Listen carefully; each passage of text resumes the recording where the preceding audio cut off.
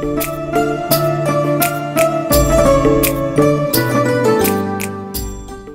कर। जय श्री राधे, जय श्री कृष्ण बच्चों, सुप्रभातम, गुड मॉर्निंग। आशा है आप अच्छे होंगे।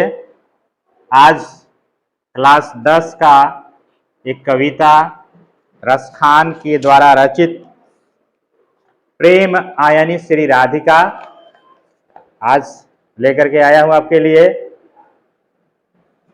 रसखान इन्होंने प्रेम आयनी श्री राधिका कविता की रचना किया। इनके बारे में थोड़ा मैं बता दूं। रसखान का जन्म दिल्ली के पठान वंश में हुआ था। तो दिल्ली के पठान वंश में इनका जन्म हुआ था। उसी समय दिल्ली में मुगल शासक जहांगीर, अब मुगल शासक के बारे में आपको क्या बताना, इतिहास में यदि सबसे अगर काला अध्याय है किसी शासकों का, वह मुगल शासकों का है। और हमारे सामने यहाँ प्रमाण स्वयं रसखान हैं। मुगल शासकों के अत्याचार से, दुराचार से तंग आकर के रसखान दिल्ली छोड़ दिए। देखिए, इनका समुदाय तो एक ही था, वो मुगल थे, ये पठान थे। लेकिन मुगल इतने जो है दुर्दांत थे कि अपने ही समुदाय के रसखान को भी अपना घर द्वार छोड़ना पड़ा था। सामान्य आदमी की बात ही क्या। रसखान दिल्ली अपने घर द्वार छोड़ करके और उत्तर प्रदेश के मथुरा जिला जो आज है वृंदावन, वाह, नाम ही काफी है वृंदावन। हमारे भगवान श्री कृष्ण और श्री राधिका के लिए यह वृंदावन की तपोभूमि सबसे प्रिय। जो व्यक्ति वृंदावन का नाम मात्र ले लेता है उसका जीवन तर जाता है। और जो व्यक्ति वृंदावन को जाता है कभी घूमने, वहां के रज का मतलब क्या होता है? धूल कण। एक रज भी मिल जाए, हमारे सिर पर आ जाए वृंदावन का, यह मनुष्य का शरीर तर जाता है, हमारा जन्म जो है कृतार्थ हो जाता है। इतनी महिमा है हमारे वृंदावन की। कहा जाता है ना कि जो होता है अच्छा होता है, जो हुआ वह भी अच्छा हुआ, जो हो रहा है वह भी अच्छा हो रहा है, और जो होगा वह भी अच्छा होगा। किसी भी घटना के लिए किसी को दोष देना सही नहीं है। रसखान के लिए जो हुआ अच्छा हुआ। मुगल शासक के अत्याचार के कारण रसखान अपने दरबार, राजवंश, घर द्वार छोड़ दिए। एक दृष्टि से तो देखा जाए तो ये लग रहा है कि अरे कितना गलत हुआ,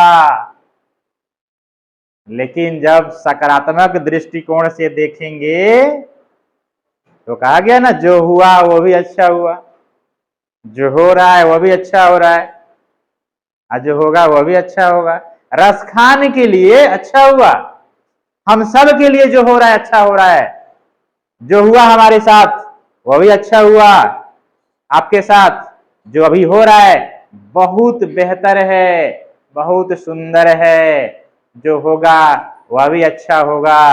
हमारे प्रभु श्री कृष्ण की महिमा हम पर है, उनकी दृष्टि हम पर बनी हुई है। फिर बुरा कैसे हो सकता है? तो रसखान के लिए वहां वरदान साबित हुआ। अगर मुगल उन्हें तंग न करते तो शायद रसखान कभी वृंदावन न आते, और जब वृंदावन न आते तो कृष्ण के भक्ति में वो लीन नहीं होते, और आज हम उनकी रचना प्रेम यानी श्री राधिका नहीं पढ़ रहे होते। पढ़ते क्या? कभी नहीं। तो जो हुआ सो अच्छा हुआ, जो होता है वो भी अच्छा होता है, जो होगा वो भी अच्छा होगा।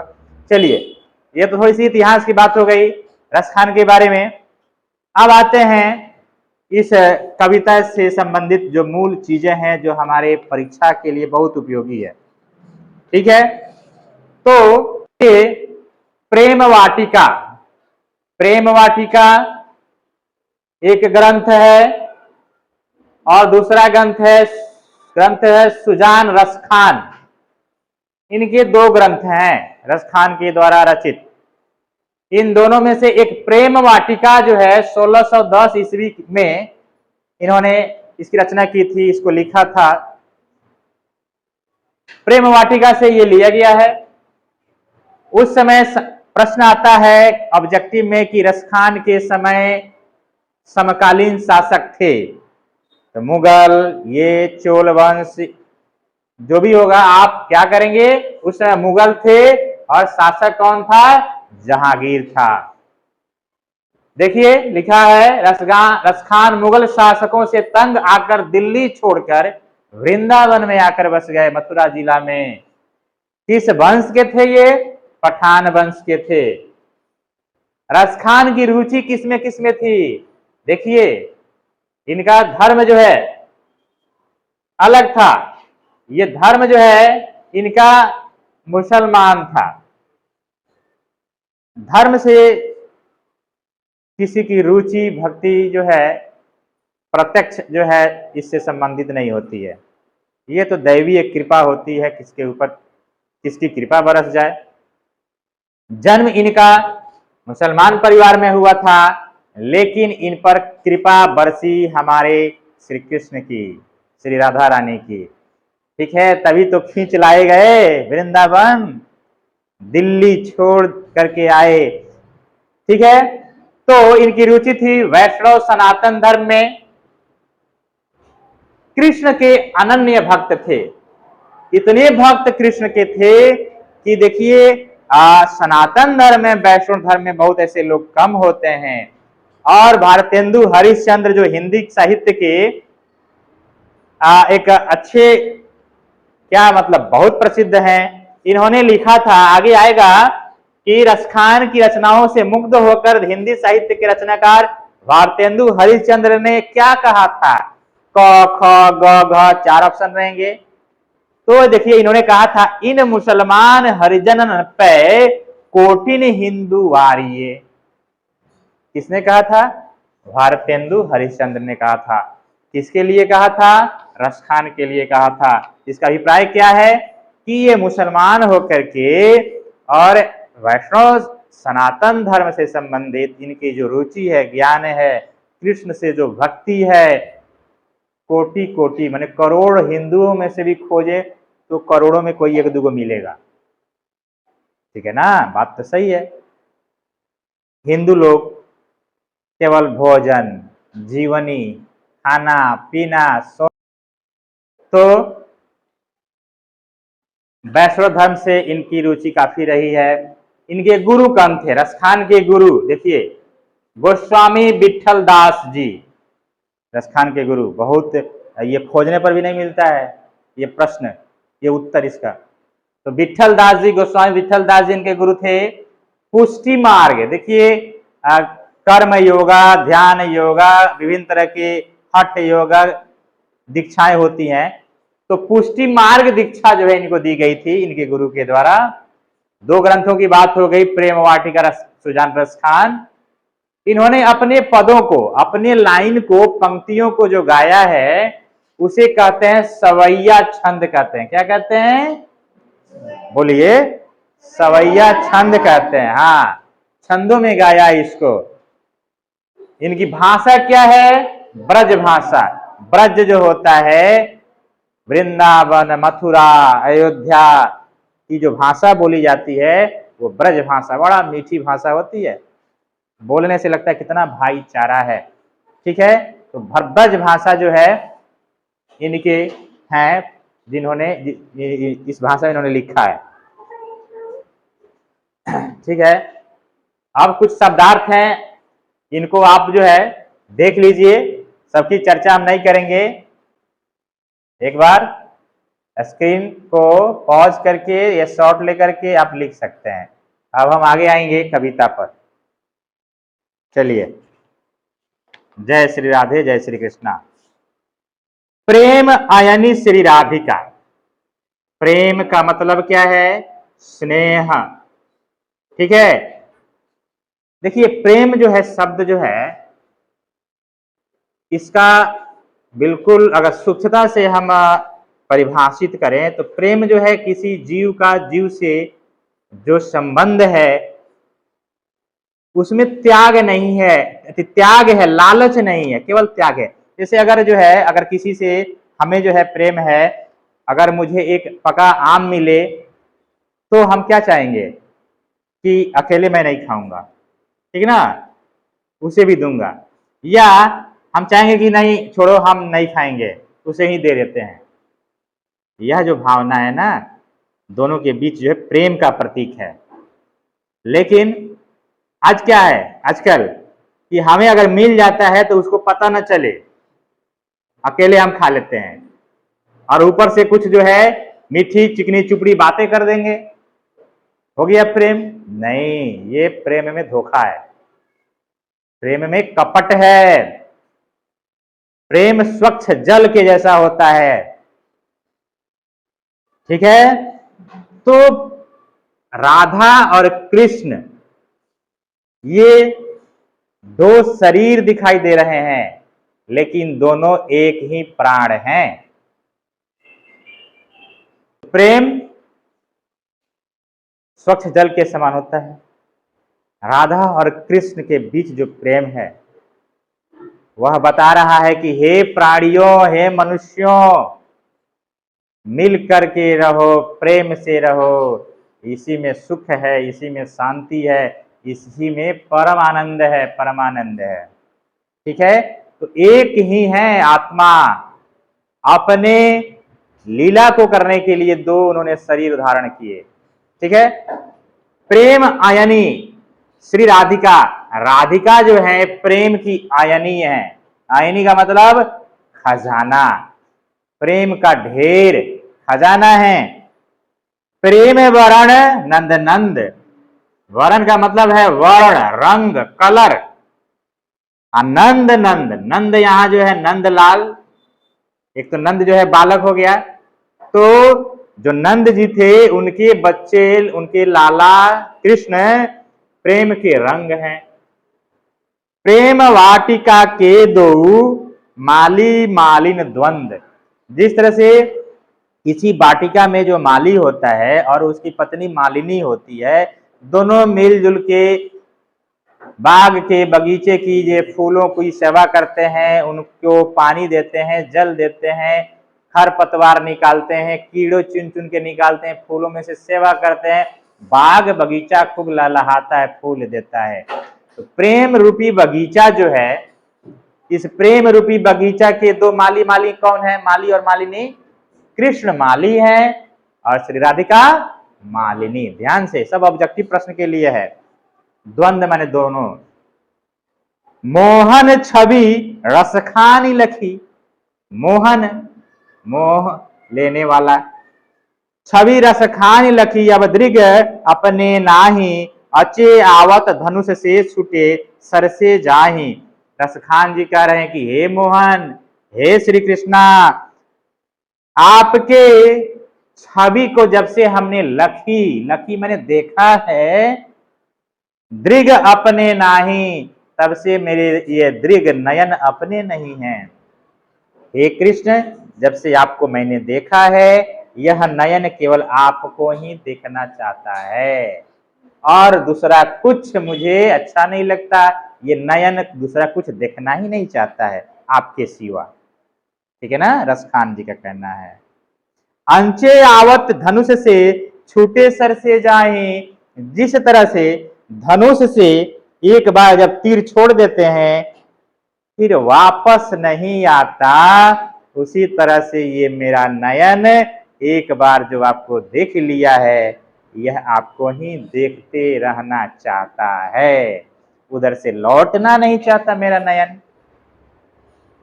जो मन मानिक लय गयो चीते चोर धन नंद, अब बेमन मैं का करूं परी फेर के पंथ। रसखान जी कह रहे हैं कि जो मन मानिक, ये मेरा मन जो है मौड़ी के समान, गयो चित चोर धन नंद, इस मन रूपी मौड़ी को चुरा ले गया है। कौन चुरा ले गया है? नंद नंद, नंद के लाल श्री कृष्ण, श्याम मोहन, बांसुरी वाले ने, माखन चोर ने, कितने नाम सारे हैं हमारे भगवान कृष्ण के, वो हमारे मन के मणि की चोरी कर लिया है। अब मोहन मैं बेमन मैं क्या करूं परी फेर के फंद। हे भगवान, अब बिना मन के, जब मेरे शरीर में मौने नहीं है तो भाई ये कहाँ लगेगा। अब मन भगवान ले गए और मेरा मन वहीं रहना चाहता है, उन्हीं के साथ रहना चाहता है। ये मेरे नयन उन्हीं को केवल दिखना चाहता है। इस दुनिया में कोई ऐसी सुंदर वस्तु है ही नहीं जिसको यह देखना चाहे। यह मन, ऐसी कोई अच्छी जगह है नहीं जहां यह मन लगना चाहे भगवान श्री कृष्ण के अतिरिक्त। प्रीतम नंद किशोर जा दिन ते नयननि लग्यो, मन पावन चित चोर पलक ओट नहीं करी सको। कि हे प्रीतम, भगवान कहते हैं कि मुझसे तुम एक संबंध जोड़ लो। एक माँ कृष्ण को बेटा के रूप में अगर देखना चाहती है तो देखे हैं ना, कई लोग जो है बाल गोपाल को लेकर के खिलाते रहते हैं, राधे कृष्णा राधे कृष्णा। जो युवक युवती हैं, ठीक है ना, युवतियां उन्हें अपने जो है पति परमेश्वर के रूप में, देखिए ये जो संबंध हम जोड़ लेते हैं ना, तो संबंध में माया है, मोह है, जल्दी छूटता नहीं है।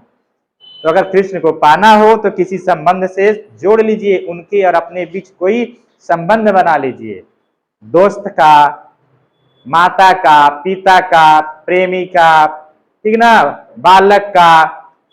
इस तरह से भगवान आपसे जुड़े रहेंगे। तो प्रीतम नंद किशोर को रसखान क्या कह रहे हैं? प्रीतम कह रहे हैं, उनसे प्रेम करते हैं, उनसे जुड़ाव करते हैं। जा दिन ते नयननि लग्यो, जा दिन माने जिस दिन से नयनन लग्यो आपसे, हे कृष्ण मन पावन चित चोर, ये मन पवित्र जो है मेरा चोरी हो गया है, पलक ओट नहीं करी सको। और ये पलकें मुझे एक टक जो है ऐसे खुली रहती हैं, और इन पलकों के सामने आपका सुंदर सा चित्र, मयूर पंख, बांसुरी, ठीक है, और लकुटी, कमरिया, सांवले शरीर, गैया चराते हुए, मधुर बांसुरी धुन बजाते हुए, मोहक छवि लिए हुए वहीं दिखता है इन पलकों में। ये पलक कभी बंद होना ही नहीं चाहता, कि पलक बंद हो तो दृश्य गायब हो जाएगा। ये पलक खुले रहना चाहता है, ठीक है। आगे 4 पंक्तियां और हैं। करील के कुंजन ऊपर वारो, ऊपर की पंक्तियां हमने पढ़ दी, बता दिया भवार्थ। अब नीचे 4 लाइनें हैं, पंक्तियां हैं।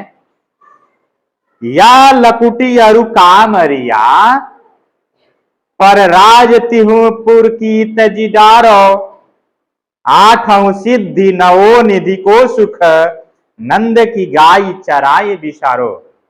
छोटी लाठी गैया चराने वाली कह रहे हैं कि हे भगवान श्री कृष्ण, आपकी, ये गीत सुने आप लोग, यहां मेरी इच्छा हो रही है गा दें, आपको भी अच्छा लगेगा। छोटी छोटी गैया छोटे छोटे ग्वाल, छोटी छोटी गैया छोटे छोटे ग्वाल, छोटो सो मेरो मदन गोपाल। छोटी छोटी गैया छोटे छोटे ग्वाल, छोटो सो मेरो मदन गोपाल। एक छोटी बच्ची है, बिल्कुल भगवान कृष्ण के जैसा निश्चल प्रेम। इधर आओ। छोटो सो मेरो मदन गोपाल, छोटी छोटी गैया छोटे छोटे ग्वाल, छोटो सो मेरो मदन गोपाल। तो भगवान श्री कृष्ण अपने छोटे छोटे नन्हे नन्हे प्यारे प्यारे हाथों से छोटी सी लकुटी लाठी लेकर के और पीताम्बर पगड़ी बांध के, एक मोर पखा लगा करके, बांसुरी लेकर के, कमरबंद कमर में पीताम्बर वस्त्र बांध करके और ठुमक ठुमक के जब चलते हैं वन की ओर गाय चराने, कितना मनमोहक दृश्य होता है।